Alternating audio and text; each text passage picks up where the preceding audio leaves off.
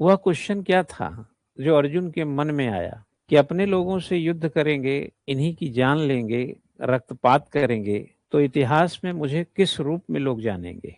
माना हम इसमें सफल भी हो गए तो अपने लोगों के हत्या के ऊपर बने सिंहासन पे बैठने का सुख आखिर क्या होगा। एक सवाल और है कि सब कुछ के बाद भी मैं हासिल क्या करने जा रहा हूं, जो हासिल करने जा रहा हूं वो कितना बड़ा है।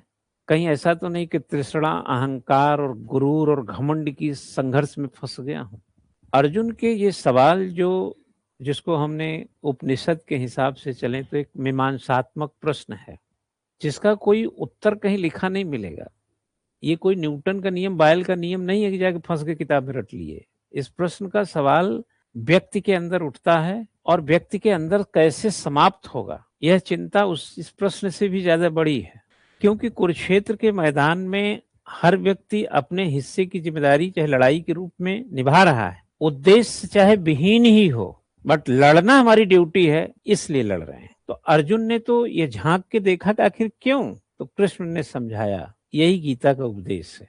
एक प्रकार से कुरुक्षेत्र में खड़े होकर के जो अर्जुन के प्रश्नों का बखूबी जवाब कृष्ण के माध्यम से आया, वह क्या था। जो आपके अंदर चुभने वाली चीज है, क्षुब्ध करने वाली चीज है, उसको लेकर के इतना अनंत तरीके से क्यों सोच रहे हो भाई। इतिहास सिर्फ यही थोड़ी देखेगा कि आपने अपने सगे संबंधियों को मारा। इतिहास ये भी तो देख सकता है कि उन्हीं सगे संबंधियों ने आपको 1 इंच जमीन दे नहीं दिया। इतिहास का पलड़ा एक ही तरफ का थोड़ी होगा। अपने लोगों को मार करके बैठकर सिंहासन में कौन सा सुख मिलेगा, जो कोई खुशी बांटने वाला ही नहीं होगा। लेकिन हकीकत तो यह है कि आपके जिंदा रहते भी तो कई लोग आपको बर्दाश्त नहीं करते हैं। आपके होने नहीं होने से उनके जीवन में कोई फर्क नहीं पड़ता है।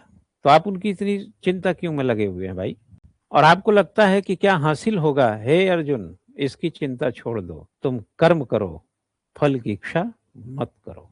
क्योंकि कृष्ण ने साफ कहा है कि हमारे हाथ में हमारा कर्म होता है। फल का, परिणाम का, हम नतीजे का हम कोई ब्यौरा नहीं निकाल सकते। तो तीसरा प्रश्न जो अर्जुन का था, उसका ये जवाब होता है कि तुम्हारा धर्म है, तुम युद्ध करो। हार मिलेगी, जीत मिलेगी, क्या मिलेगा, कितना मिलेगा, ये तुम्हारा विषय नहीं है। और जो लोगों को आज की तारीख में लगता है कि हम कर्म तभी करेंगे जब फल मिलेगा, थोड़ी फिलॉसफी को चेंज करके देखिए कि हम कर्म तभी करेंगे, आप पढ़ेंगे तभी जब आपको नौकरी मिलेगा।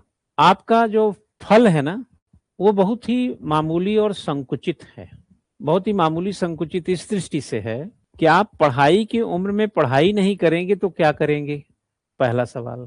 आप जवानी में पढ़ेंगे नहीं तो करेंगे क्या। या तो आपके पास विकल्प हो, और आप जो भी करेंगे उसका क्या फल होगा वो साफ साफ दिखता हो। आप कुछ नहीं करने का जो फल है वो भी तो नहीं दिखता ना आपको। और कुछ करने से प्राप्त होगा कि नहीं ये संदेह है, लेकिन कुछ करने वाला जो कर्म है वो तो इस युवावस्था में हो रहा है क्या, ये कम सकून का विषय है क्या।